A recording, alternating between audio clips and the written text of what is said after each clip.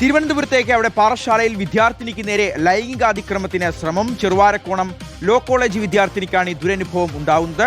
ഉച്ചഭക്ഷണം കഴിച്ച താമസ സ്ഥലത്തേക്ക് മടങ്ങുമ്പോഴാണ് അതിക്രമത്തിന് ശ്രമമുണ്ടായത്.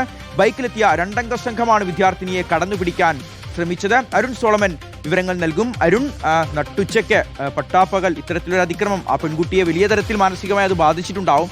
അതോടൊപ്പം വളരെ പ്രധാനപ്പെട്ട ഒരു കാര്യം, ഈ ഒരു പ്രദേശത്ത് സ്ഥിരമായി ഇത്തരത്തിലുള്ള ലൈംഗികാതിക്രമ സംഭവങ്ങൾ ഉണ്ടാവുന്നുണ്ട്. പോലീസിന്റെ ശ്രദ്ധ വേണ്ട രീതിയിൽ എവിടേക്ക് പതിക്കുന്നില്ല എന്നുള്ള ആരോപണങ്ങളും പരാതികളും വിമർശനങ്ങളും ഒക്കെ ഉയരുന്നുണ്ടല്ലോ വരും.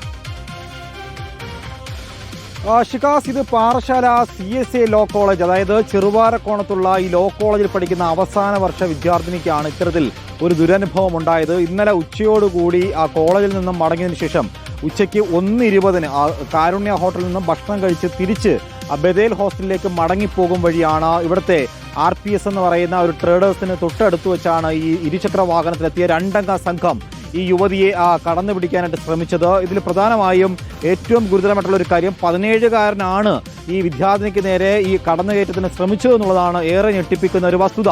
ഇന്നലെ വൈകുന്നേരത്തോടു കൂടി തന്നെ ഈ രണ്ട് കുട്ടികളും പാറശാല പോലീസിനെ വിവരം അറിയിച്ചിരുന്നു, പരാതി നൽകി. പക്ഷേ പാറശാല പോലീസ് ഈ സ്ഥലത്തെത്തി പരിശോധന നടത്തിയപ്പോൾ ഈ സംഭവം നടക്കുന്നത് ശരിക്കും ഇത് തമിഴ്നാട് അതിർത്തി പ്രദേശത്താണ്, അതായത് കൃത്യം നടന്നിരിക്കുന്നത് തമിഴ്നാട് തന്നെയാണെന്നുള്ളതാണ്. അതിന്റെ അടിസ്ഥാനത്തിൽ കളിയിക്കുള്ള പോലീസിന് പരാതി നൽകാൻ പാറശാല പോലീസ് നിർദ്ദേശിക്കുകയായിരുന്നു. അതിന്റെ അടിസ്ഥാനത്തിലാണ് രാത്രിയോടുകൂടി തന്നെ ഈ കുട്ടികൾ കളിയിക്കുള്ള പോലീസിന് പരാതി നൽകുകയും ചെയ്തു.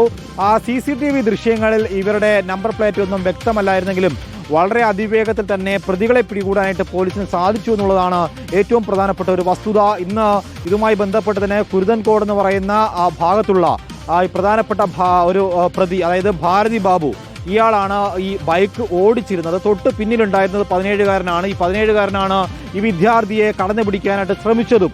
ഈ രണ്ടുപേരെയും ഇപ്പോൾ ഇന്ന് വൈകുന്നേരത്തോടു കൂടി തന്നെ കുരുത്തറ കോടതിയിൽ പോലീസ് ഹാജരാക്കുകയും റിമാൻഡ് ചെയ്യുകയും ചെയ്തു. ഈ 17-കാരനെ ജുവനൈൽ ഹോമിലേക്ക് മാറ്റുകയാണ് ഉണ്ടായത്. എന്തായാലും ഈ പ്രദേശം കഴിഞ്ഞ കുറേ നാളുകളായിട്ട് ഇവിടുത്തെ പെൺകുട്ടികൾക്കായാലും സ്ത്രീകൾക്കായാലും വഴി നടക്കാനായിട്ട് വലിയ ഒരു ബുദ്ധിമുട്ട് സൃഷ്ടിക്കുന്നുണ്ട് എന്നുള്ളതാണ് നമുക്ക് അന്വേഷിച്ചപ്പോൾ അറിയാൻ സാധിച്ചത്. അതിന്റെ അടിസ്ഥാനത്തിൽ തന്നെ പോലീസിന്റെ ഭാഗത്തു നിന്നും യാതൊരുവിധ നടപടികളും ഉണ്ടാകുന്നില്ല എന്നുള്ളതാണ്. പെട്രോളിംഗ് അടക്കമുള്ള നടപടികളിൽ നിന്നും പോലീസ് വിട്ടുനിൽക്കുന്നുണ്ട് എന്നുള്ളതാണ് ഇപ്പോൾ വിദ്യാർത്ഥികൾ അടക്കമുള്ളവർ ചൂണ്ടിക്കാണിക്കുന്നത്. എന്തായാലും CSA ലോ കോളേജിന്റെ ഭാഗത്തു നിന്നും എന്തായാലും ഒരു നടപടി അല്ലെങ്കിൽ ഒരു മേൽത്തട്ടിൽ ഒരു പരാതി കൊടുത്തേ മതിയാകൂ എന്നാണ് വിദ്യാർത്ഥികൾ ഉന്നയിക്കുന്ന പ്രധാനപ്പെട്ട ഒരു വിഷയം കൂടിയാണ് നിലവിൽ ഈ അവസാന ഘട്ടത്തിൽ ഇപ്പോൾ ഈ ഉണ്ടായിരിക്കുന്നതെന്ന് മനസ്സിലാക്കാൻ സാധിച്ചിരിക്കുന്നത്.